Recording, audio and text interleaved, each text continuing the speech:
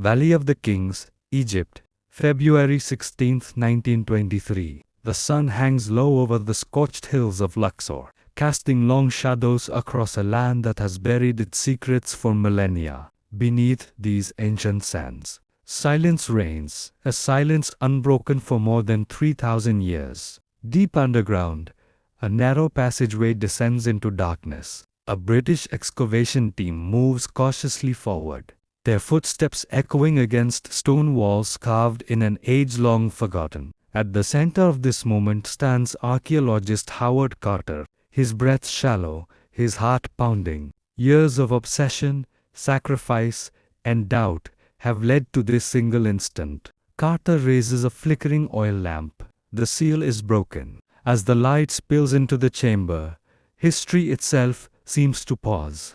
Before them lies an impossible sight, a royal tomb untouched, undisturbed, sealed since the height of ancient Egypt's power. The burial chamber of King Tutankhamun, the boy pharaoh, preserved in eerie perfection. Gold glimmers from every direction. Chariots, statues, thrones, jewelry, ceremonial weapons, more than 5,000 artifacts. Frozen in time, it is the greatest archaeological discovery the world has ever known. Yet among the overwhelming splendor, one object draws the eye. Resting directly upon the young king's mummified thigh lies a dagger, not buried in a chest, not hidden among treasures, but placed against the body itself. The blade is slender, perfectly balanced, 13 inches long. Its surface gleams with a silvery luster, untouched by rust.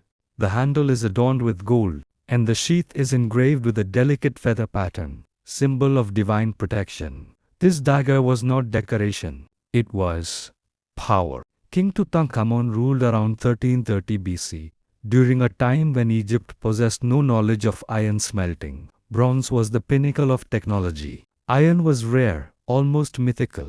To the ancient Egyptians, iron was known as Bayan pet metal from the sky. They believed it was the flesh of the gods. Modern science has confirmed what ancient priests once whispered in temples and tombs. The dagger was not forged from earthly metal. It was made from meteoric iron material born in outer space, hurled through the cosmos before crashing to earth in a blaze of fire. For a civilization that believed the gods lived in the heavens, this blade was literally a weapon from another world, and it was placed where it mattered most. Ancient Egyptians believed death was not an ending, but a transformation. In the afterlife, King Tut would not rest. He was destined to journey alongside Ra, the sun god, through the perilous underworld each night, a realm filled with serpents, demons, shadow beasts, and forces that sought to destroy the soul before dawn. The dagger was meant to protect him, not just physically, spiritually, a divine weapon to defend a king beyond death. But was the blade merely symbolic, or did it carry something far more dangerous? Soon after the tomb was opened, whispers spread, then fear, then death. Howard Carter's financial backer, Lord Carnarvon, fell mysteriously ill. A small mosquito bite became infected. Blood poisoning followed. Within weeks, he was dead just 4 months after the tomb's opening. As news of his death reached Cairo, the lights of the city reportedly went out. At the same moment, Carnarvon's dog, thousands of miles away in England, let out a howl and dropped dead. It did not stop there. Others connected to the excavation suffered sudden illnesses, accidents, and unexplained deaths. In total, 7 individuals linked to the tomb died under strange circumstances.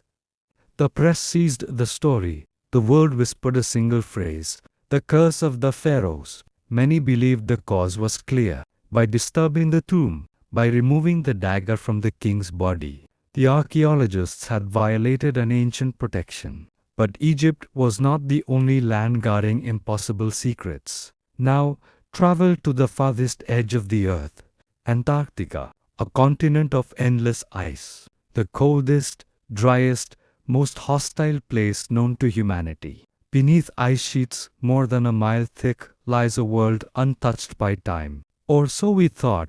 In 2016, satellite imagery stunned researchers around the globe. Beneath the frozen surface appeared enormous, geometric formation structures, resembling pyramids, perfectly shaped, symmetrical, rising from the ice. Some appeared larger than the Great Pyramid of Giza. Were they merely natural mountains shaped by erosion, or remnants of something older, something buried on purpose? In 2017, German scientists, drilling deep beneath Antarctica's seabed, uncovered an astonishing truth: fossilized remains of lush vegetation. More than 60 species of plants, similar to those found in modern rainforests. This was undeniable evidence that Antarctica was once warm, teeming with life, possibly inhabited. Ancient Polynesian legends speak of a lost southern homeland, a frozen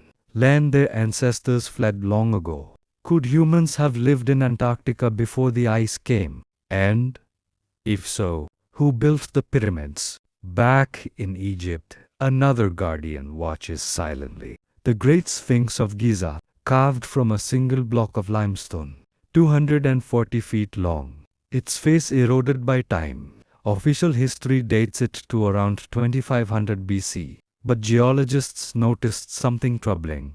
The erosion patterns do not match wind and sand. They match rainfall, heavy rainfall. Yet Egypt has been a desert for thousands of years. To explain this, some researchers suggest the Sphinx is far older, possibly dating back to 10,000 BC, to the end of the last ice age. If true, it would predate all known civilizations. A relic of a lost world, a silent witness to forgotten knowledge. On November 4, 1922, a young Egyptian boy stumbled upon a stone step hidden beneath the sand. That single step led to a sealed doorway. That doorway led to King Tutankhamun. When Howard Carter finally gazed upon the pharaohs, face unseen for more than 3,500 years, it was more than a discovery. It was resurrection. In ancient Egyptian belief, a person truly dies only when their name is spoken for the last time. King Tut was remembered again, but remembrance came with a warning: cobras, curses, sudden deaths, coincidence, or ancient protection. Some doors, it seems, were never meant to be opened.